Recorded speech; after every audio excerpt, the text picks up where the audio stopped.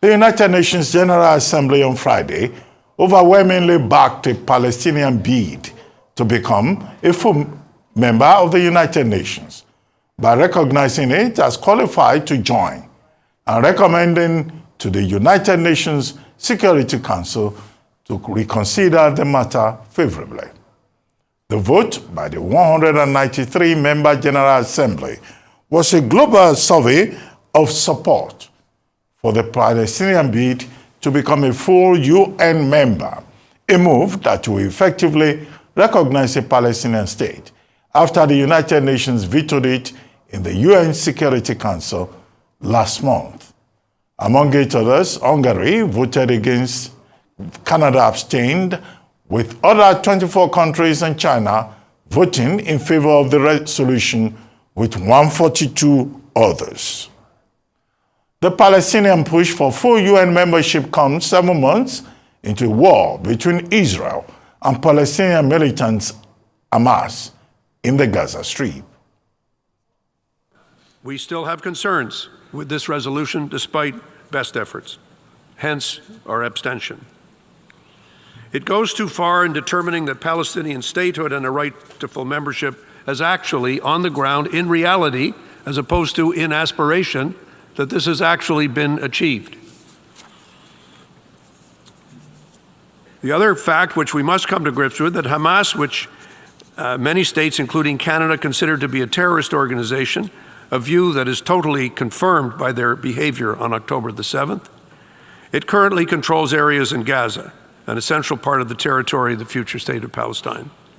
Hamas continues to hold hostages, has yet to lay down its arms or end its violent opposition to the existence of Israel. All Palestinians deserve to be led by a legitimate and representative government without the participation of a terrorist organization. We believe that at present, the current resolution is not conducive to easing the situation and finding a peaceful solution to the conflict in the Middle East. In fact, it may directly contribute to its escalation. We must recall our condemnation of the terrorist attacks committed by the terrorist organization Hamas on 7 October, which have ignited the current war in Gaza and have affected the regional and global stability alike. We also reiterate our call for the immediate and unconditional release of the remaining hostages taken by the terrorist organizations. While debating the present resolution, the aforementioned serious facts cannot be disregarded, as they are contrary to the spirit of the United Nations. Palestine should enjoy the same status as Israel, and the Palestinian people should enjoy the same rights. For this new development around Palestine's bid for full membership of the United Nations portends, I'm now being joined by Professor Jideofor Adibe, a professor of political science at Nasarawa State University, Kefi, and founder, Adonis Anabe Publishers. Thank you, Professor Jideofor Adibe, for joining me on this live, this Sunday talk show. Hello. Thank you very much, Dr. Bati. Okay, Professor Adibe. The UN General Assembly voting 143 to 19 to ask for the UN Security Council, the only body that can admit anybody into that United Nations body. Of what significance is that resolution? We have had resolutions, several in the last few decades. Admit Palestine. It doesn't work. This latest resolution, is it just merely symbolic, merely an expression of support for the people of Palestine, or do you think that anything can come out of it? How significant is it? Well, it is significant in some ways. And the significance is in the fact that the status has changed from being an observer in the United Nations to being a non-member observer. This means essentially that now they can sit in the hall of the General Assembly, they can, take part in debates, they can be on the committees, but they're still not members. They are not full members. Let me say something about, the process of applying for full membership. You apply first to the Security Council, and it is the Security Council that will then recommend to the General Assembly for admission. So what has happened in the General Assembly, where you only need 2/3 majority, is that it's like a moral thing. It taps into people's disgust of the humanitarian crisis arising from the Israeli campaign in the Gaza Strip. But then this vote, 143 in favor, 9 against, and 29 abstentions. I'm reluctant to read too much into that. If you look at a country like Sweden, Scandinavian countries are very much known for supporting underdog countries. And we take what happened over the weekend in Sweden, in Malmö, Sweden. There was a Eurovision Song Contest. And when an Israeli was about to contest, there was big 8,000 to 9,000 people marched on the street of Malmö opposing the participation of the Israeli Eden Logan. Remarkably, after the general public voted, Eden Logan had got the second highest public vote. Okay, she came fifth. But that's, what was happening, the kind of protest people saw in Malmö. Not many people expected that Eden Logan will get so much public votes. So if we extrapolate it to the voting in the General Assembly, there are things that I found interesting. Malawi was the only African country that abstained. And then you see countries like Germany, the United Kingdom abstaining. France, that took part in, France, US, and Britain, they provided the technology that led to the interception of the missiles that were fired by, the Hezbollah. So it's still not very clear whether what was happening, the emotional outpouring of support in the General Assembly reflected or will reflect what's happening in the decision-making centers in these countries. For example, as you rightly played the listing, the United Nations has also clarified that it is not against the admission of Palestine, and that what it is arguing for is that there are issues around the disputed territories of around border and around security, and that the processes should be resolved through direct negotiation between the two entities. Of course, we can argue about US being a very partisan peace broker in the process. But what I'm trying to say is that sometimes voting in the General Assembly, it doesn't say much beyond, moral persuasion, and it's to what extent it can affect the decision making centers in these countries, in the countries that matter, especially say in US and other veto wielding members of the Security Council. That's something that is not very clear.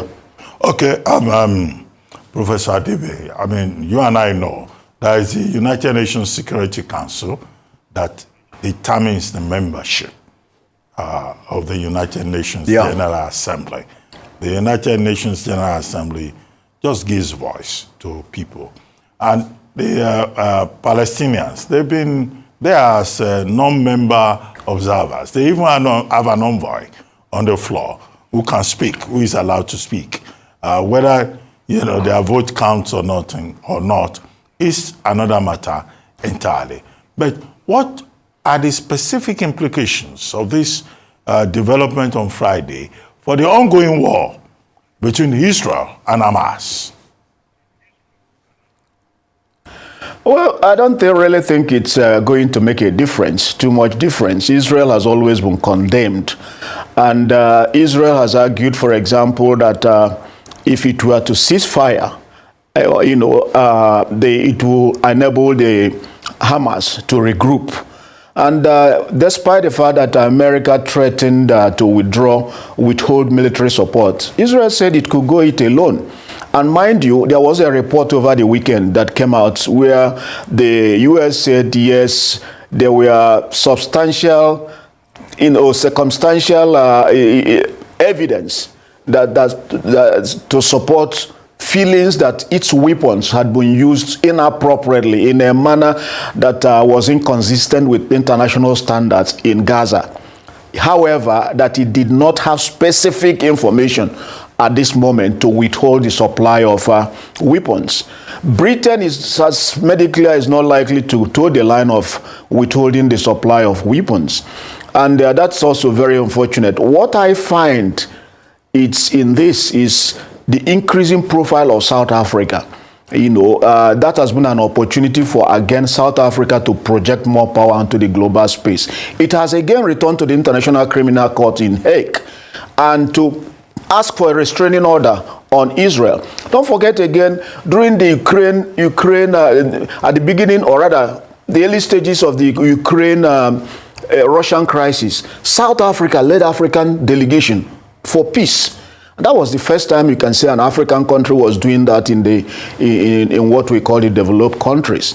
And it has successfully last year, hosted a BRICS meeting. It hosted the World Cup. So we see increasingly a South Africa, which has also now become the largest African economy, projecting power on the global space. You don't need to do that by junketing around the world saying you are looking for foreign investment. These are just, by the way, will it affect?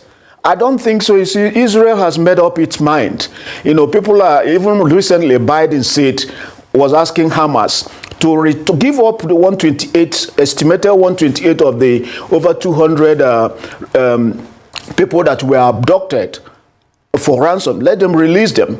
And Biden was saying that ceasefire could come as quickly as if Hamas was willing, to release the hostages. And then we don't know whether it's propaganda or not. Even Israel recently said that it engaged Hamas in direct confrontation in Rafah, which would justify its own argument that the Hamas soldiers had moved to Rafah, and that would justify its preparation for ground offensive. What I see again happening is that Israel is unlikely to succeed, in my own opinion, in its avowed mission of destroying Hamas, because Hamas is not just only about military infrastructure. Even if you destroy the military infrastructure, which I think is unlikely to happen conclusively, even if you destroy the military infrastructure in Gaza, in the entire Gaza Strip, some of the leaders, Hamas leaders, are abroad, and it is an ideological struggle for them. So even if you succeed in wiping out as many of their soldiers as possible, there will be others that will be raised, because that is, in the final analysis, an ideological struggle for them. So in the final analysis is for a way for the world to come together and also see if Hamas leadership can be persuaded to release some of the hostages. Almost 35,000 Palestinians have been killed in this crisis, and it touches the soul of every individual that has blood flowing in his or her vein. Okay, Professor Adibe, we've been on the question of Palestine since 1947. And one major refrain in that discourse has been the two-state solution. Do you think that returning to that two-state solution will be a way out of this conflict between Israel and Hamas, despite the belligerence, the obvious belligerence of Israel? Well, to be honest, I think there are enough blame to go around.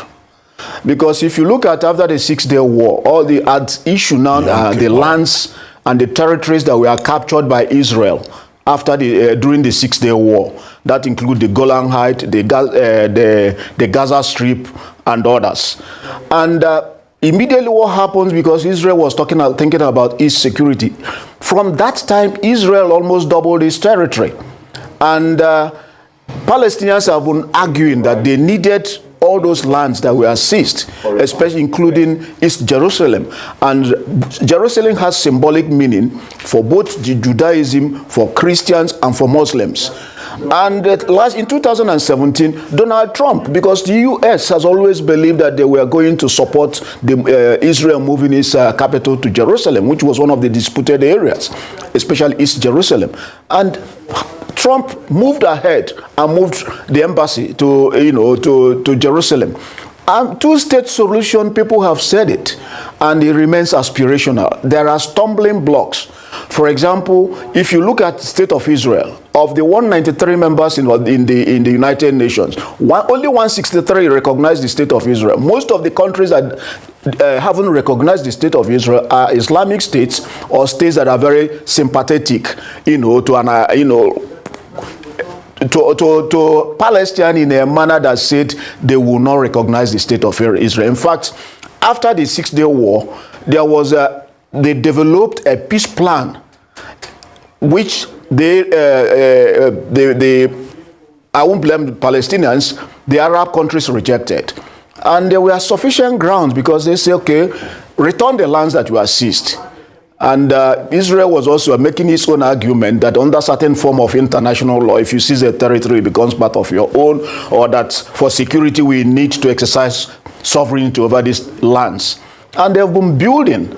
So it is something that is, it's complex, it's aspirational, but that's the ideal solution. How do we bring it to fruition? Because Palestine deserves its own state. Israel deserves its own state. And for as far as Hamas and some Islamic states continue to insist that they will not recognize the state of Israel, so will it be difficult. Of course, over time, it also became ideological on the part of some Israeli leaders, viewing every move from the Arab countries and Islamic states in the Middle East with deep suspicion. So it's aspirational. Who will bear the cat? We saw what happened during the Camp David Accord. Nasser, that signed it for Egypt, shortly afterwards was killed. So you can say the generality of the common people in the Middle East will seem to be opposed to the idea of reaching consensus of accommodation with Israel. Syria, had been negotiating privately for a kind of detente with Israel, which often failed. So it is a very complex issue, and this has lasted for 75 years. Okay, Professor Adibe, final question as I begin to wrap up. Do you think, given developments in the last 7 months in the conflict between Israel and Hamas, and the interventions by the Western allies, and the recalcitrance of Israel, that Israel is conducting itself in violation of international law, which is a subject that you teach, international relations, international law, and all of that? Yeah, last time we raised the question is international law. Virtually every country has violated what you can call international law.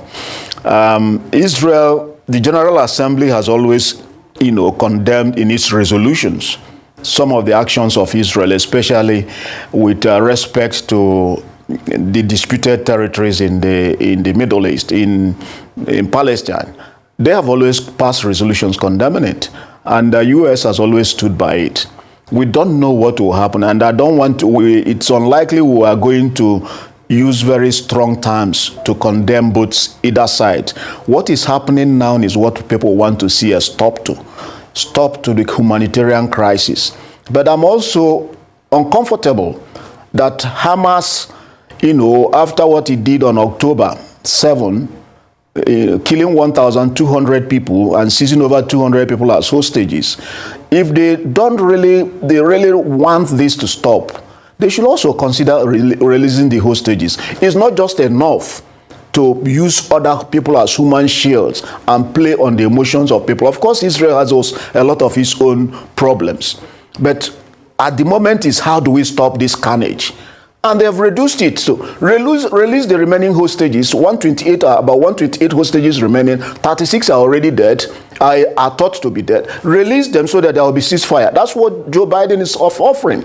So I think we should move now beyond rhetoric and emotionalism to what will happen, to first of all get some, let this thing abate in that area. We are not likely to see a resolution of this crisis in this month. For something that has endured, a crisis that has endured over 75 years, it's unlikely. It's unlikely we are going to solve it in 1 month.